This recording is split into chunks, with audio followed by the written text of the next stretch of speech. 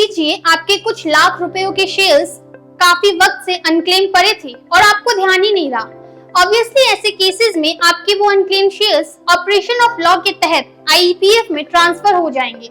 तो क्या इसका मतलब है कि ये शेयर्स अब आपको कभी नहीं मिल सकते? क्या एक छोटी सी भूल की वजह से आपके लाखों के शेयर्स आपके हाथ से चले गए? नमस्कार, मैं हूं अंजलि मिश्रा और स्वागत है इन्वेस्टर लिंक गाइड की एक बहुत ही महत्वपूर्ण वीडियो में। जैसा कि आपने अभी तक समझा, आईपीएफ में शेयर्स फंस तो गए पर उन्हें एक लीगल और सिस्टमैटिक प्रोसेस के थ्रू निकाला जा सकता है। असल में आईपीएफ से अपने शेयर्स रिकवर करने का एक कॉम्प्लेक्स प्रोसेस होता है, पर thanks to your favourite channel investor link, we will break down the complex process in simple 5 steps. So let's dive into the video. सबसे पहले समझते हैं आईपीएफ होता क्या है। आईपीएफ का फुल फॉर्म है investor education and protection fund. ये fund unclaimed dividends, shares, mature deposits और अदर अनक्लेम्ड अमाउंट्स को सरकारी तौर पर सेफगार्ड करता है जो इन्वेस्टर्स ने क्लेम नहीं किए। इसलिए इस बॉडी से अपने शेयर्स क्लेम करते समय एक structured documentation and verification process involve होता है। तो चलिए समझते हैं step by step recovery process. First step, check your eligibility. सबसे पहले आपको ये इंश्योर करना होगा कि आप आईपीएफ से शेयर्स रिकवर करने के एलिजिबल है भी या नहीं। इसलिए आप आईपीएफ के ऑफिशियल वेबसाइट पर जाके अपने शेयर्स और डिविडेंड्स चेक कर सकते हैं।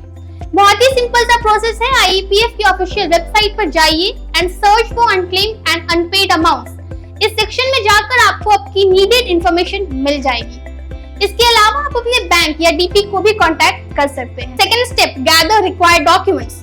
नेक्स्ट स्टेप है सभी रिक्वायर्ड डॉक्यूमेंट्स को गैदर करना। आईपीएफ क्लेम के लिए आपको कुछ स्पेसिफिक डॉक्यूमेंट्स की जरूरत होगी। इनमें से मेजॉरिटी ऑफ द डॉक्यूमेंट्स हैं original share certificates, self attested PAN card copy, Aadhaar card copy, demat account details, IPF form 5। Third step, fill and submit IPF form 5। अब आता है स्टोरी का सबसे important segment, filling out the form 5।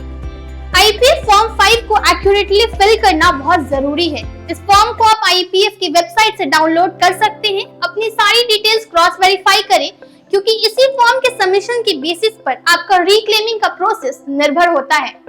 इसके साथ साथ सभी डॉक्यूमेंट्स को भी एक्यूरेटली अटैच करें, फॉर्म सबमिट करें। Fourth step, send documents two nodal officer.